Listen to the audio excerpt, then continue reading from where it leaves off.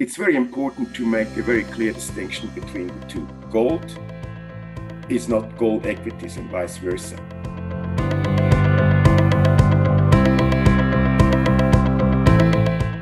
Hello and welcome to Assay TV. Today I'm joined by Markus Bachmann, founder of investment management firm Craton Capital. Markus, welcome and thank you for taking the time to talk to us today. It's a pleasure, Peter. Thank you very much. Great. So 2020 was a really good year for gold prices, but how was it for you at Craton Capital, especially with your precious metals fund? If I would describe it, it was an okay year. It's a year of two tales. Obviously, the first quarter when we were heading in that liquidity crash in February, March, that was quite a horrid experience for everyone that was participating in the market. But I think we recovered quite nicely from that low that sort of occurred on the 19th of March, and could sort of like build up on that momentum. And when I look at the year, it was about 35-36% up for the precious metal fund, which was okay. The global resources fund even did better. We were close to 50% for the entire year, which, all things considered, was also okay. When we are not sort of benchmark huggers. We look at interesting opportunities in the entire precious metal space. Might that be gold, of course, silver, also along the platinum group metals too. And we try to find a very balanced sort of mix in the portfolio where we look at certain large caps that we find of great interest. We look also at development companies that we think will be able to bring the next interesting deposit into production. And exploration, of course, is also interesting to us because the world was starving of exploration for the last 10, 12 years. And I think there is now a huge drive towards finding a new economic and sizable deposit. So we try to find a good balance and diversify that as well across all continents. We don't have a particular focus on a particular domicile. And that gives us sort of like a healthy mix that we can sort of like exploit all possibilities and opportunities. Great. So when you're looking for a mining company that's exploring, what is it that's attractive to your fund about that particular company? What aspects do you look for specifically? Yeah, exploration is always a very tricky one. As you know, there are far more failures than successes. So to us, very important is actually the team that is behind the project. That is very important, that you have experienced people that maybe did that before. The domicile, the location is also very, very important because if you're in a prospective camp that has already a few sizable deposits and there is a new possibility, obviously that is increasing the probabilities for success as well. That combination, then you look at other things like the quality of the balance sheet, etc., etc. So all things considered, team and location are probably the two key components that we look at. What are your more common locations that you would be looking to invest in? Look, the market obviously looks at Australia. We've been there involved for a long, long time, but also North America. And North America, I would include Mexico into the mix as well. And obviously in Latin America, you also have some interesting opportunities, but most of them are probably in the US, in Canada, Mexico, and Australia. Obviously, there's interesting exploration as well in Africa, although it flies compared to, the retail interest in North America and Australia a little bit underneath the radar. That's something we have to consider as well. Something we've talked about in the past is the distinction that needs to be made between investing in physical gold and investing in a gold mining company. Do you think investors always make this very important distinction? No, to be honest, some do, but most don't. And the problem is that if investors look at the gold and gold equity space, they think if they have gold in the portfolio, they are covered, and vice versa. They think we have gold equities, we don't need to look at gold. And it's very important to make a very clear distinction between the two. Gold is not gold equities and vice versa. When you think about the attribute, gold has very specific and unique attributes. And first and foremost, it's money. Gold is an alternative currency to any other currencies like the US dollar, the euro, the yen, etc. And that has to be considered in a very well diversified strategy.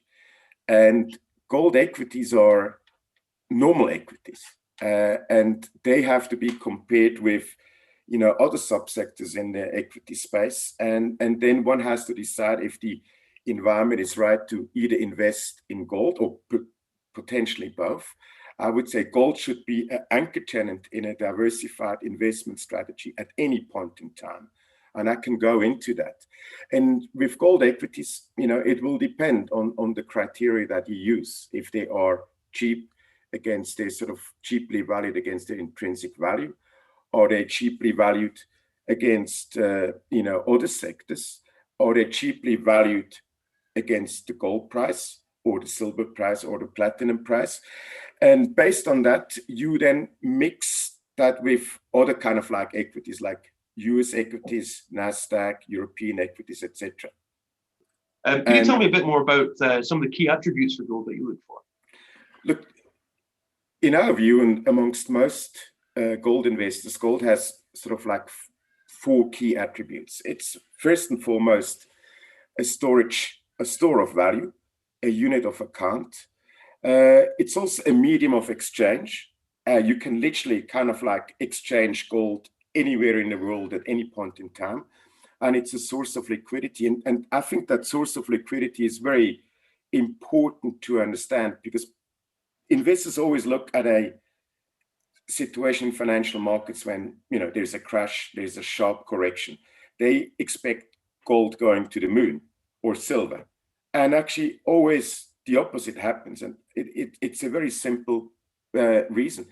Gold is a source of liquidity. And if you need to liquidate something very quickly, 24/7, then you can actually access gold and sell it immediately. And that's often far more difficult with bonds or certain equities, where you might have to sell into sort of like a crash situation. And you rather sort of like hold back on that, sell your gold, buy the gold back later, and let the equities to recover.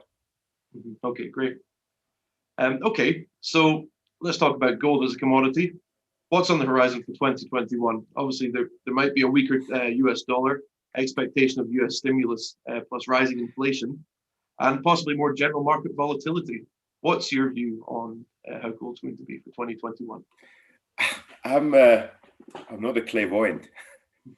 It's a very tricky question. Look, the trend in our view, or the setup, is here that gold and silver and platinum will do much better in 2021.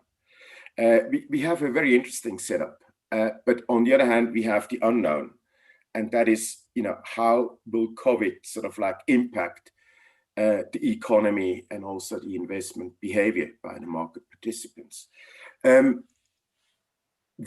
going to go into a scenario where we have lockdown after lockdown. We have central banks that sort of like expand their balance sheets to accommodate, these struggling economies, and also kind of like supply the market with liquidity.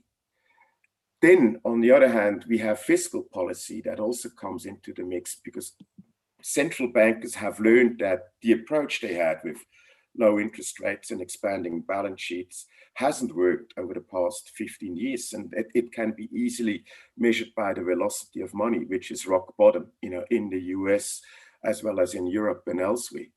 And the trick is actually, how do we get the economy going?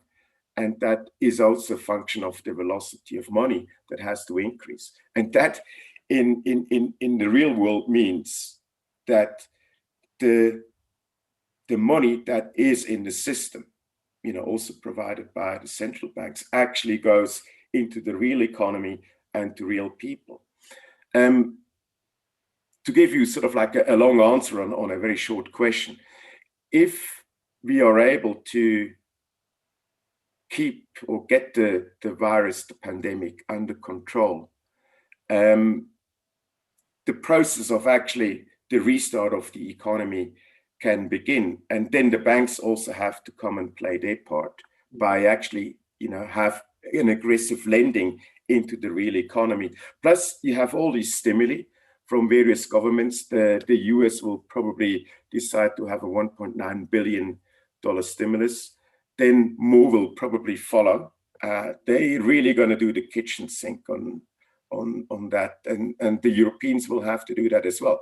So all of a sudden you have a situation where there is an enormous amount of potential stimulus in the system, potential bank lending in the system, and that could be quite an interesting mix once we go back to normality.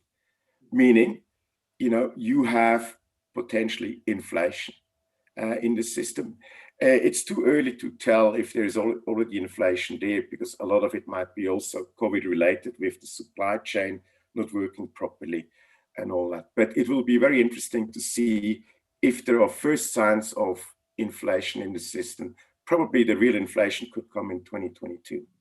Yeah, okay. But all in all, should prove important to keep gold prices higher.